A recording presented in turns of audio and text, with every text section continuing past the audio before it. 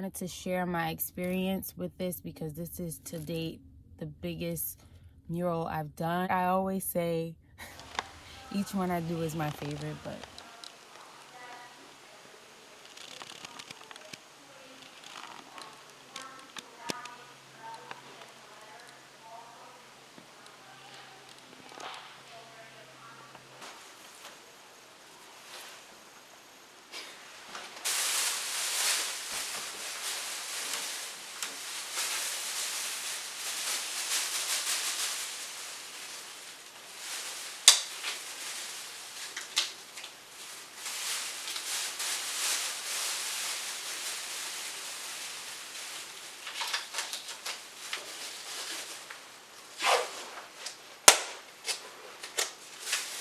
I have a testimony based on finding purpose because people seem to think that I have found my purpose, right? During this time, I was actually finding my purpose and understanding a lot about myself.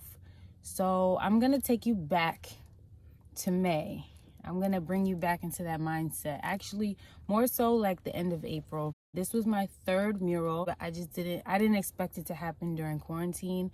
And mind you, lockdown and the whole pandemic really started settling in around this time. The first mark you make on the wall is like nerve-wracking. I'm gonna follow up with the orange peach color.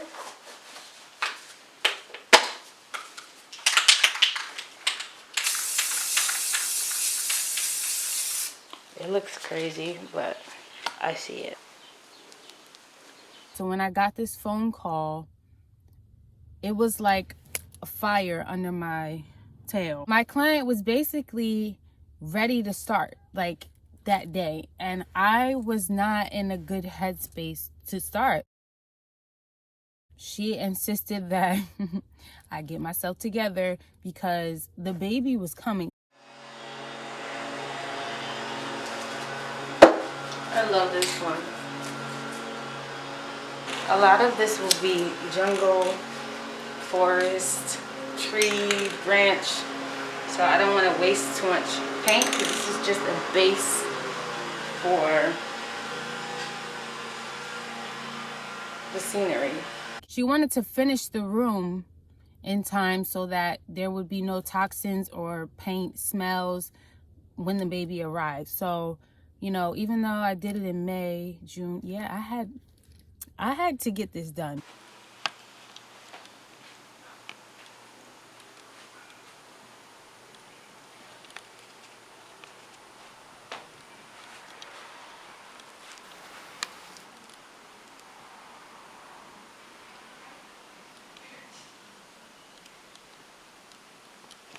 Little koala.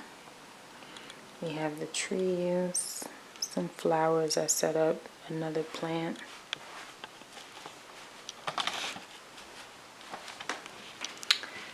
A zebra situation is happening. The sunset starts here, continues all the way over there. This is the giraffe situation and an elephant corner and the treehouse lighthouse window. We were social distancing and we didn't understand what was going on at all. I was very ungrateful around this time. You feel like you've been saying that for a minute. And I truly believe that. I really do. I think Sierra is staying where she's at. Yeah, I don't think I'm gonna come back. You really like Jersey cold, y'all. Jersey cold. You just don't like the cold at all. But listen, Jersey cold,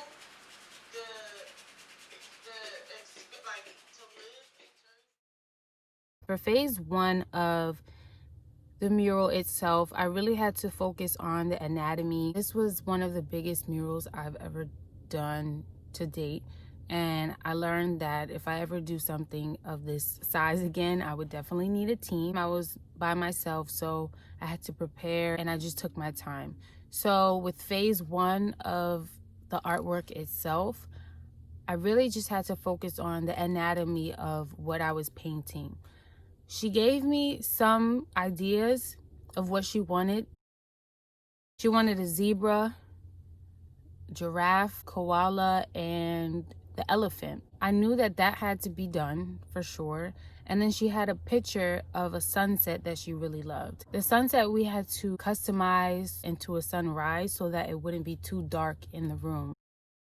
I basically had all the free range to do whatever I wanted to do with those ideas that she gave me. And that inspired me a lot because I don't need much, you know. Give me things that you absolutely want and let me create it. I'm that kind of artist where I don't need help with the creativity aspect. Because I was creating things in my head, anything could have changed, and I was just working with what I knew best. Like, just get the subject down, the anatomy, the sketch, the base, the proportions. Just get it down and worry about the next stone when you step over it. Phase 2 is basically the vision that I had. So I saw what I was creating based on the sketch that I put down, but anyone else would have seen it as just a bunch of scribble scrabble, unless they were artistic, I don't know. But phase 2 was genuinely the vision that I had. With the 4 animals she gave me and the sunset, I envisioned to make this nursery mural just a really nice enclosed area that felt cozy, like a home. Obviously, my client is the parent, but my client is really this baby who's not even born yet, and I'm hoping that they're gonna still like their room, you know. So these kind of things are going through my head, and I'm imagining myself in a different age. I'm imagining myself as an adolescent and what I would want. I wanted to make the parent happy, but I really, really wanted to make the child happy, even though she wasn't born yet.